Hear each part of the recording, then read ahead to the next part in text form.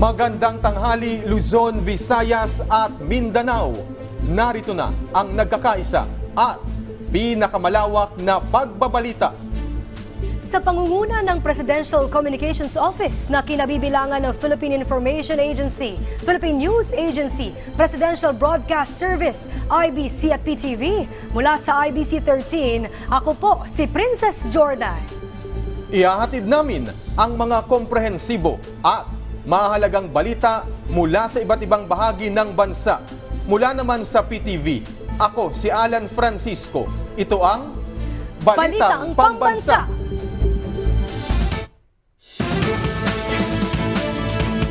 Ngayong tanghali sa Balitang Pambansa, Pangulong Ferdinand R. Marcos Jr.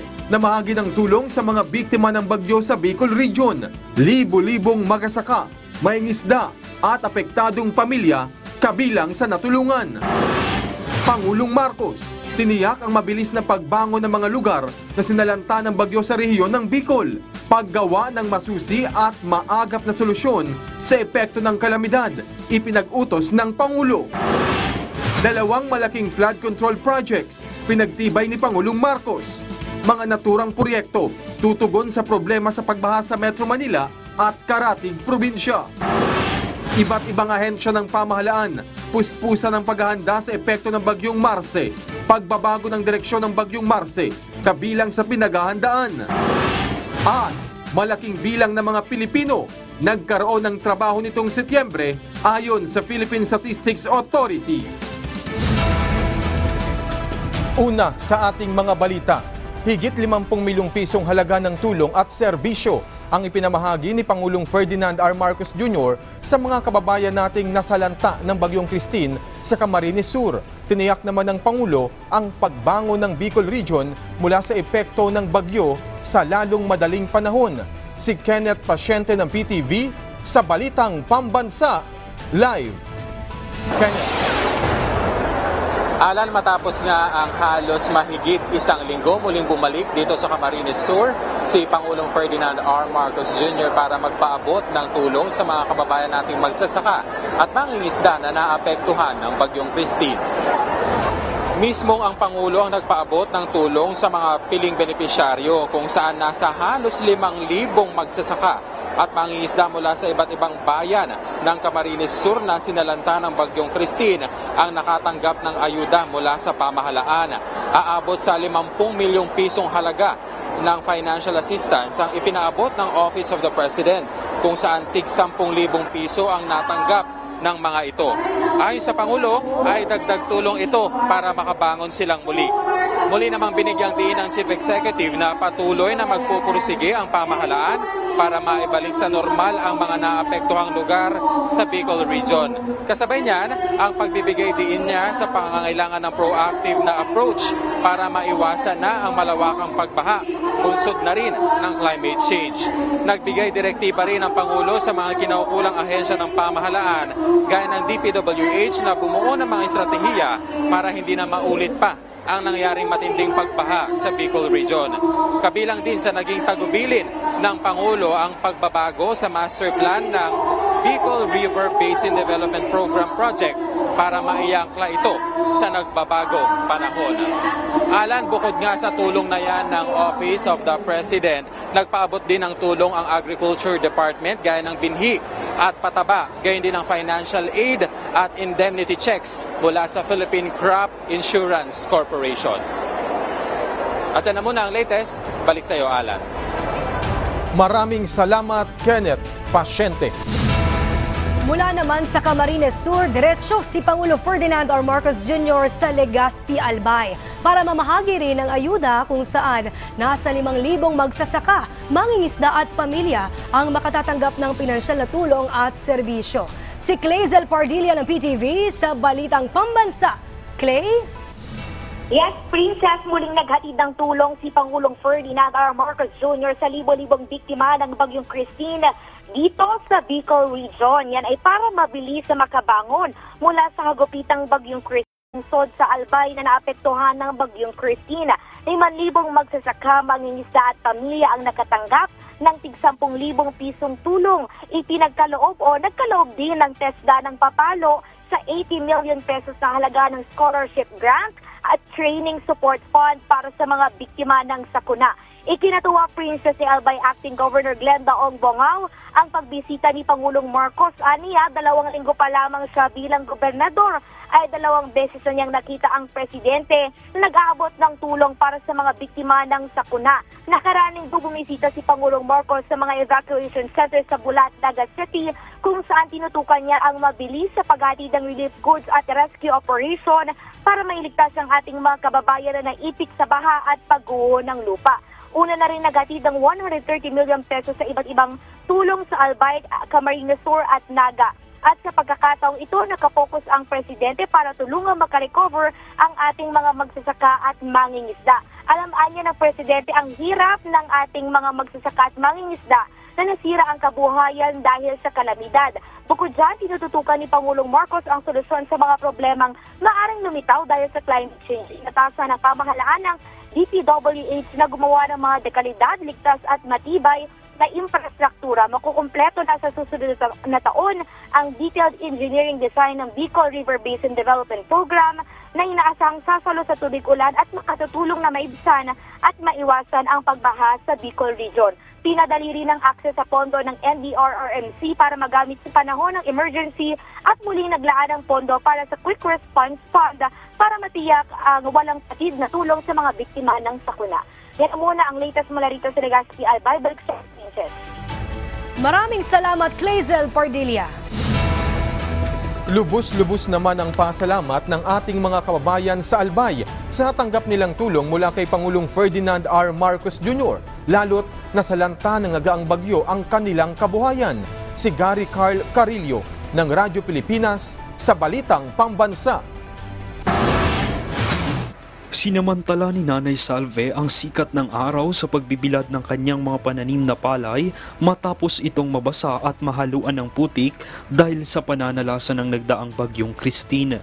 Pagtsatsagaan niyang mahiwalay ang mga butil ng palay sa mga naghalo-halong alikabok at basura. Kasamang alikabok, putik, nyog, mga basura. Pwede niyo po ipakita na? Ang alay nila, ito, ganyan, tingnan.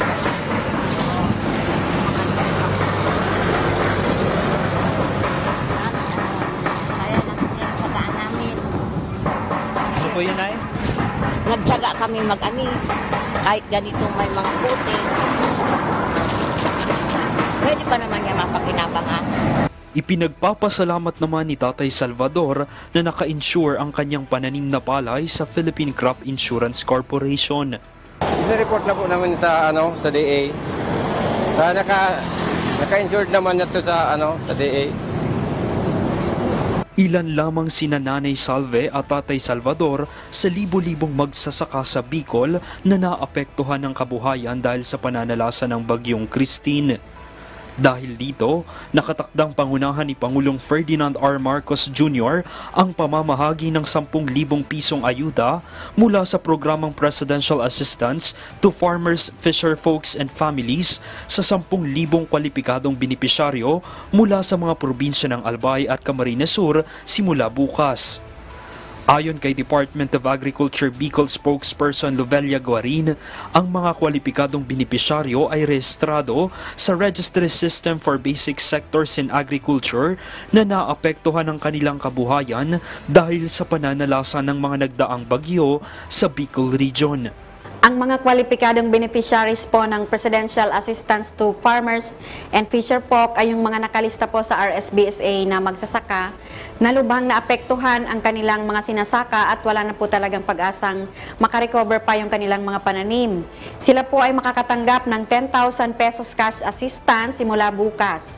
At bukod dito, nakahanda rin ang Department of Agriculture para sa mga pangangailangan ng mga apektadong magsasaka sa rehiyon.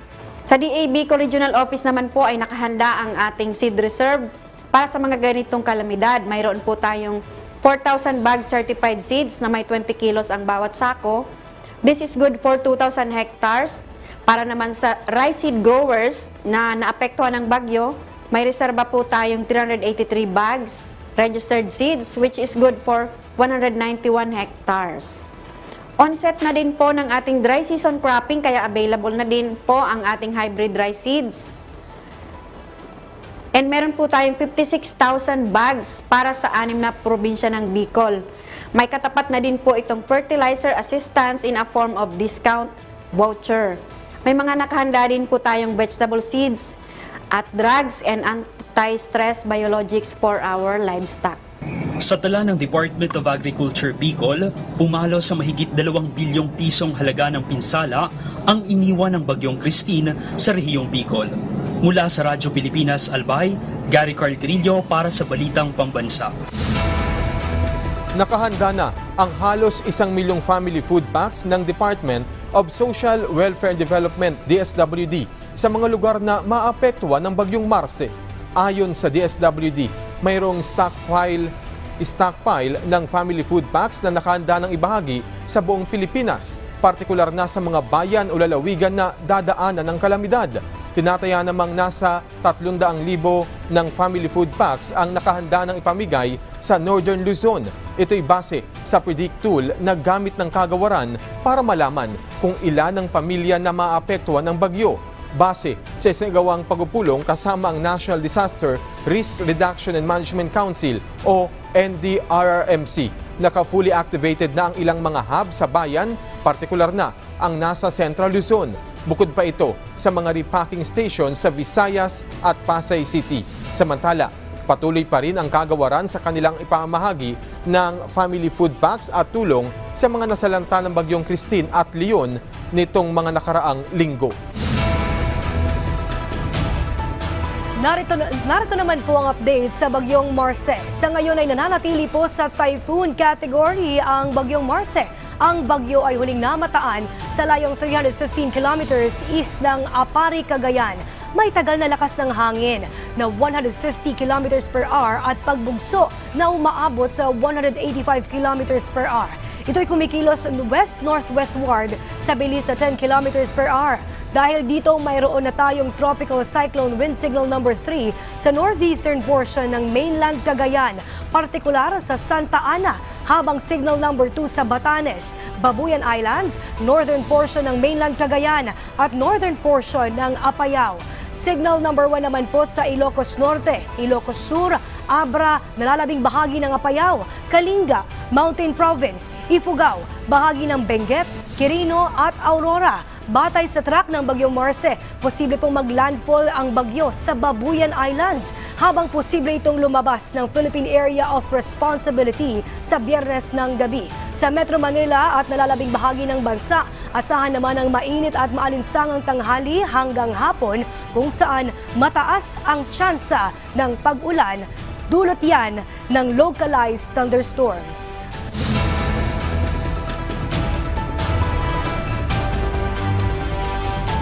Inihahanda na ng iba't ibang ahensya ng pamahalaan ang mga tulong na ibibigay sa mga posibleng maapektuhan ng Bagyong Marce.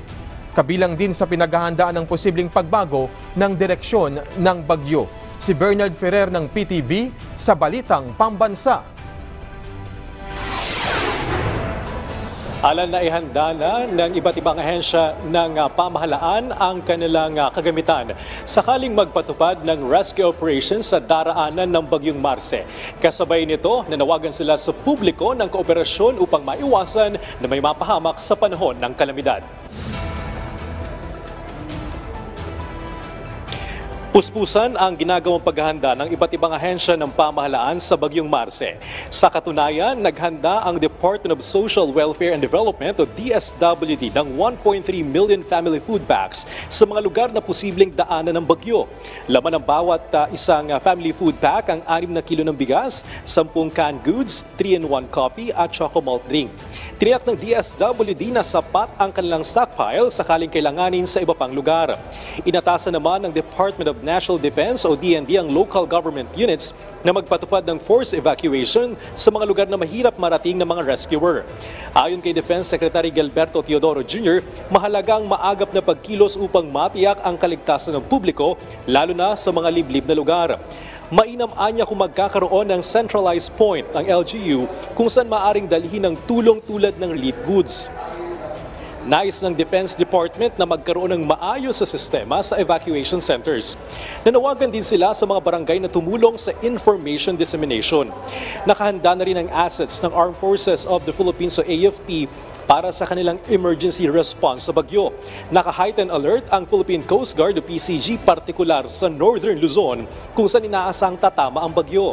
Inihanda na rin nila ang kanilang rescue equipments, radio communication equipments. Tuloy din ang koordinasyon ng Philippine National Police o PNP sa LGUs na posibleng maapektuhan ng bagyo. Naka-standby ang kanilang kagamitan sa flood at landslide-prone areas. Inatasan ni Pangulong Ferdinand R. Marcos Jr. ang Department of Science and Technology na pagbutihin ang kanilang warning system upang makapagbigay ng napapanahong babala. Prioridad anya ng pamahalaan ng pagpapalakas sa disaster risk reduction at response efforts upang maiwasan ang pagkasawi sa panahon ng kalamidad. Alan, pinaghahandaan na rin ng pamahalaan ang tinatawag na cone of uncertainty o ang pagbabago ng direksyon ng bagyo, kaya pinapayuhan nila ang publiko na magkaroon ng kaukulang paghahanda. Balik sa iyo, Alan. Maraming salamat, Bernard Ferrer. Operation Listo, ikinasana ng DILG-NCR. Layo nitong palakasin ang paghahanda sa sakuna at pagbaha. Si John Lester Laguna ng PIA sa Balitang Pambansa. Operation Listo, ikinasa para sa pagtugon sa sakuna at pagbaha. Tamang paghahanda, tamang aksyon. Layunin ng Operation Listo, isang programa ng DILG na palakasin ang kahandaan ng mga LGU sa sakuna gamit ang whole-of-government approach. Tiniyak ng DILG na handa na ang mga hakbang para sa pagdugon sa mga sakuna at pagbaha kasabay ng banta ni Bagyong Marce. Ayon kay DILG-NCR Focal Luigi DC Pilarta, ang Operation Listo ay nag-guide sa mga LGUs at barangay sa mga kinakailangang aksyon. Ang DILG bilang Vice Chair ng Disaster Preparedness of the National Disaster Risk Reduction and Management Council ay nakikipagtulungan sa iba't ibang ahensya ng pamahalaan para mas mapalakas ang disaster preparedness sa local government level.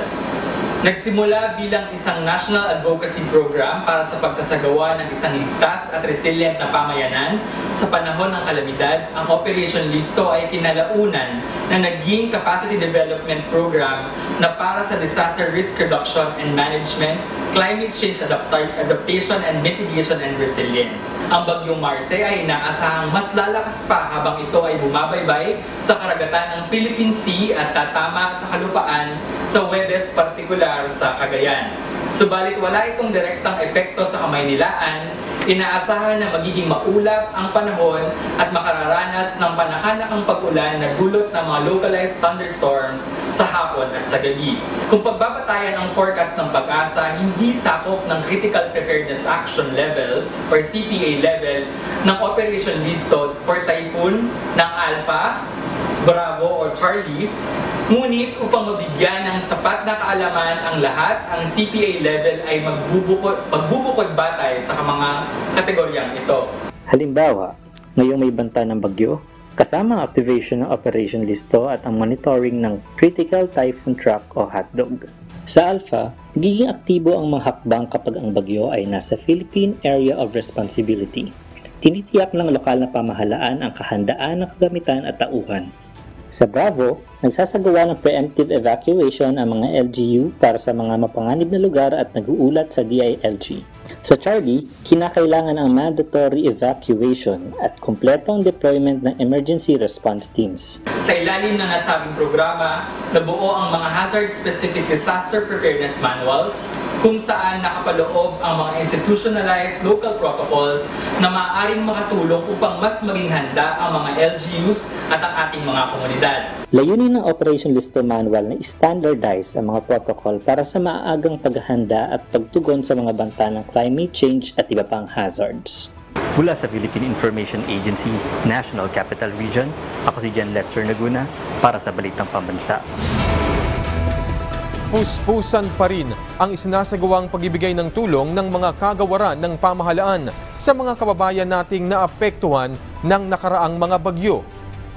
Tinatayang nasa 1.2 billion pesos na ng food and non-food items ang naipamahagi ng Department of Social Welfare and Development. Samantala, nasa higit 2.2 billion pesos naman ang mga pamilyang naapektuhan ng bagyo nasa 6.4 billion pesos na halaga ang pinsalang dinulot nito sa agrikultura. Tinataya namang nasa 8.6 billion pesos ang mga nasirang infrastruktura sa bansa, habang nasa higit 200,000 pesos ang mga nasirang kabahayan sa mga bayan na dinaanan ng dalawang bagyo. Sa ngayon ay patuloy ang mga isinasagawang clearing operation, declogging, paglilinis ng mga drainage at pagsasaayos ng mga kalyeng hindi madaanan dahil sa bagyo. Bumaba na sa halos 240,000 metric tons ang production loss sa palay sa loob ng linggong nagdaan. Ayon sa Department of Agriculture Disaster Risk Reduction and Management Operations Center, ito'y halos kalahati mula sa nakaraang bilang na nasa higit 500,000. Ang pagbaba ay bilang base sa isinagawang validation ng mga regional field offices ng kagawaran. Matatandaan na una nang nag-abiso ang DA na magkakaroon ng annual average loss sa palay production mula sa 500,000 hanggang 600,000 metric tons dahil sa mga pinagsamang epekto ng El Nino, mga weather disturbances at La Nina. Samantala, tiniyak naman ng kagawaran ang sufficient rice supply sa bansa dahil sa mga paparating na mga import ng bigas na may mas mababang taripa. Nagpaabot na rin ng tulong ang DA Regional Field Office 4 ng tulong sa mga kababayan nating nasalanta ng bagyo sa Batangas, kung saan iba't ibang klase ng prutas at gulay ang kanilang ibinigay. Si Ben Moses Ebreo ng PIA sa Balitang Pambansa. Ilang mga prutas at gulay mula sa Nueva Vizcaya Agricultural Terminal sa bayan ng Bambang, Nueva Vizcaya ang kamakailan ay pinadala sa probinsya ng Batangas bilang tulong sa mga nasalanta ng bagyong Christine.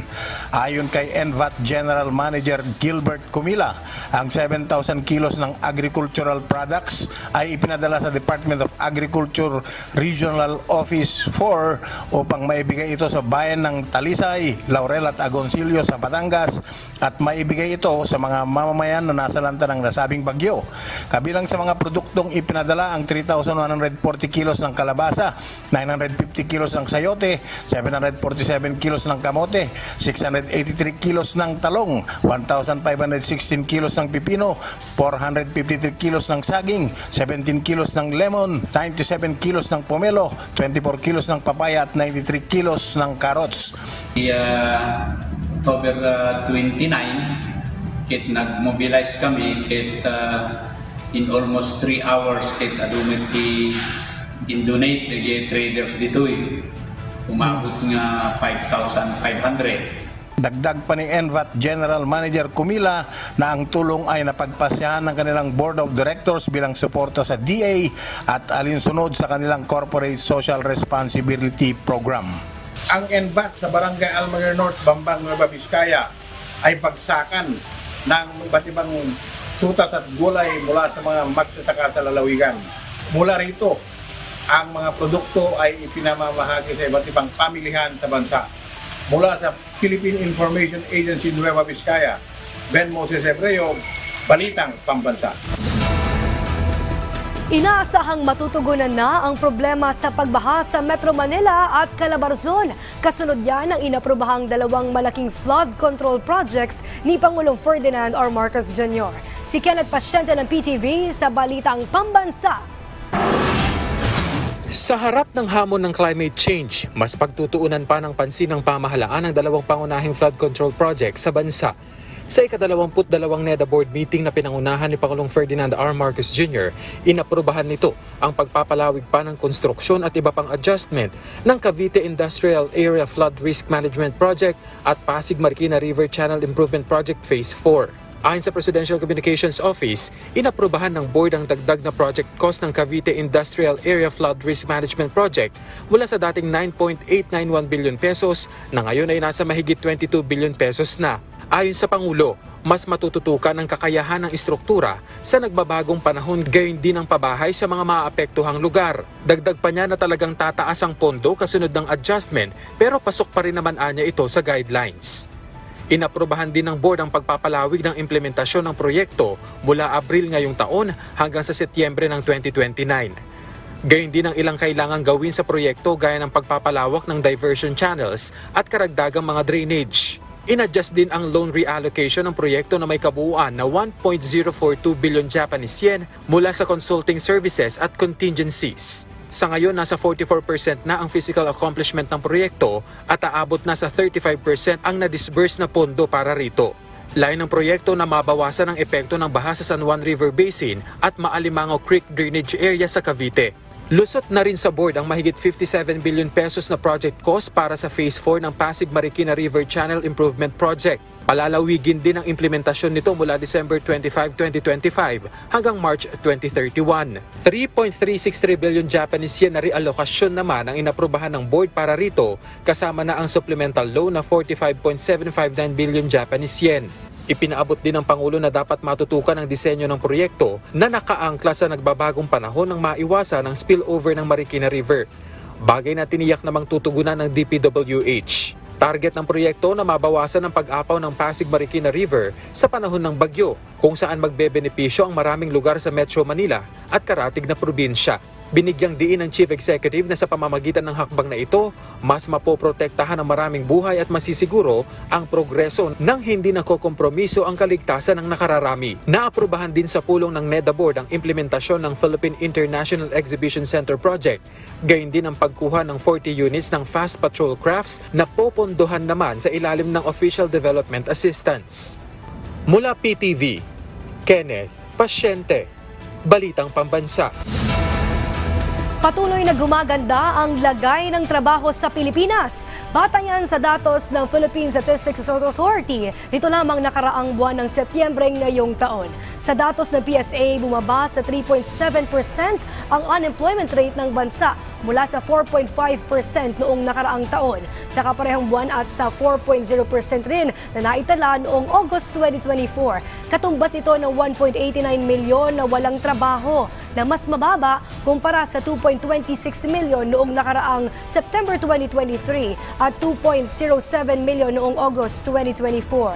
Kasabay nito, tumaas naman ang employment rate sa 96.3% mula sa 95.5% noong 2023, kung saan umabot sa 49.87 milyon ang mga Pilipinong may trabaho nitong Setyembre na mas marami kumpara sa 47.67 milyon noong 2023 sa kaparehong buwan at 49.15 milyon noong August 2024, habang tumaas din ang labor force participation rate na nasa 65.7% kumpara sa 64.1% noong September 2023. Ayon kay National Statistician Undersecretary Dennis Mapa, bunsod rin ito ng pagdami ng mga nagnanais magtrabaho ngayong holiday season sa kabila ng mga nararanasang kalamidad itong nakaraang mga buwan. Gayon din ang pagdami ng mga kababaihan na pumapasok sa pagtatrabaho na may malaking ambag sa pagtaas ng kabuuang employment rate sa bansa. Yes, of course, because of the holiday season, more wants to work. Kaya tumaas yung ating employment rate in terms of both the rate and the numbers, but hindi lahat na absorb as like full-time. And thus, you have also substantial increase in the underemployment. At dyan po nagtatapos ang 30 minutong ulat sa bawat sulok ng bansa. Samahan nyo kaming muli mamayang 6:00 ng gabi para sa updated at pinalakas pang balitaan. Mula sa PTV, ako si Alan Francisco. Ito ang pinalawak na puwersa sa pangunguna ng Presidential Communications Office, kabilang ang Philippine Information Agency, Philippine News Agency, Presidential Broadcast Service, IBC at PTV. Mula sa IBC 13, ako naman po si Princess Jordan, hatid sa inyo ang komprehensibong paghihimay sa mahalagang usapin dito lang sa Balitang Pambansa.